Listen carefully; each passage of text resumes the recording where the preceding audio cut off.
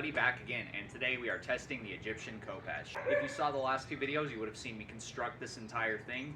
The second to last video was making the blade. The last video was making the guards for this crazy beast.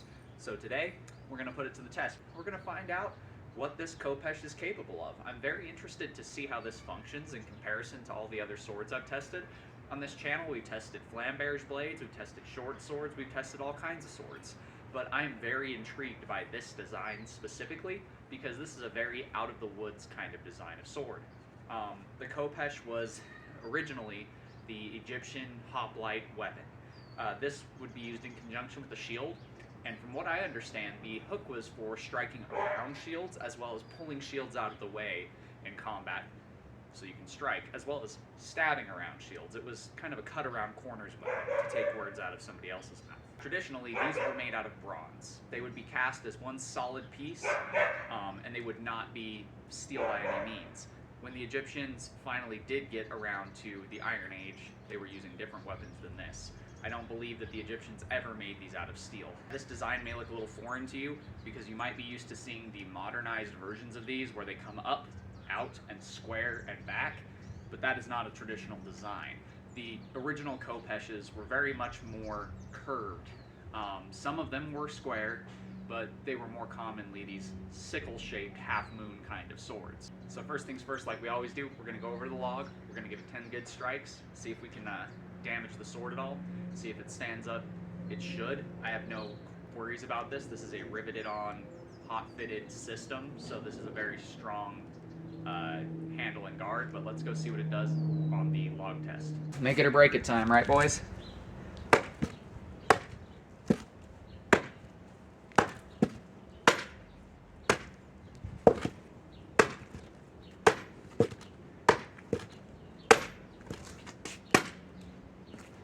That is pretty insane. It bites very deeply, and that's still very, very sharp. The guards aren't loose at all. Everything's still nice and solid. Let's go on to the bottle testing. As expected, it survived easily and didn't really get damaged at all. So let's chop some bottles.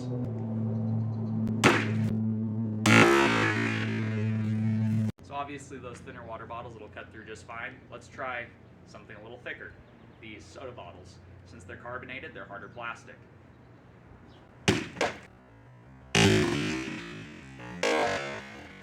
Cut the top right off. Let's try a back cut, like a backhanded cut.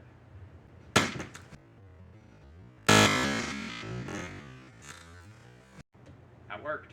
Maybe something a little bigger.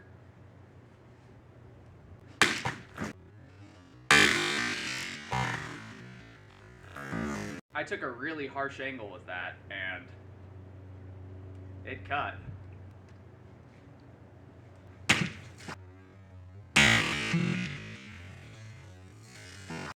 I'm very surprised at how smoothly this cuts. It feels kind of like an axe in terms of the way the balance works because of that forward weight, but it's honestly not too bad. It's kind of a little awkward to wield, but once you kind of adjust to the feel of it, it's actually pretty smooth. That forward weight actually feels like it helps carry through the target, and that curvature, just like any other curved sword, really helps with that edge getting some bite. Well, we have to do it. Let's try the big boy, right?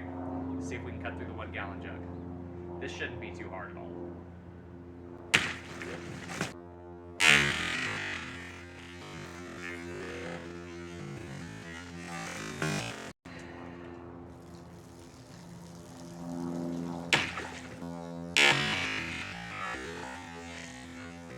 It's splitting rings.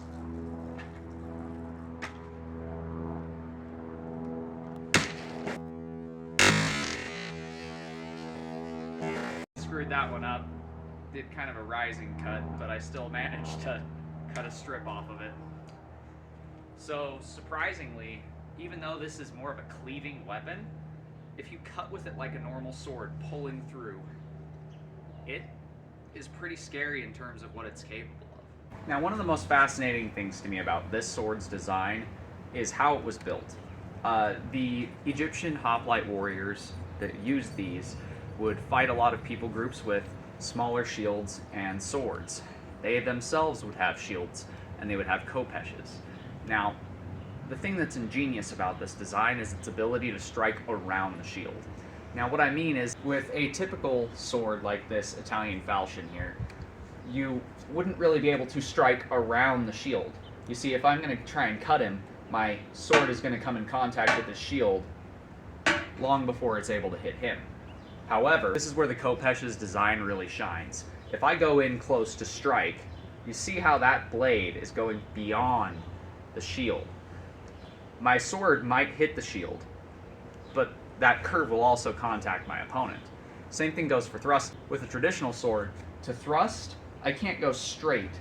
I'd have to go up and around to get past the shield and hope that they don't raise their shield in defense. Whereas with this, even if they were to raise their shield in defense, I have a very high likelihood of coming around that shield, or around that shield. You can come from any angle, and you'll still be able to go past the shield and deliver a thrust to the target. And that also puts that blade edge right up against your opponent. So the design of this was to cut around a shield, to cut around corners, to thrust around corners, which was an incredible concept. Now, we know the Egyptians were incredibly intelligent with the pyramids and everything else that they did, but even their weapons, even though they only had access to Bronze Age weaponry, they created something that's absolutely insane. As you saw, it cuts really well, it holds up to the strength test, but it also does something pretty unique that you can't say for many other swords. I hope you guys learned something new. If you guys liked the video, you know what to do. Do that thing right there for me. And until next time, God bless, stay sharp out there. If you're looking for a custom sharp object like this one, check out my Etsy store.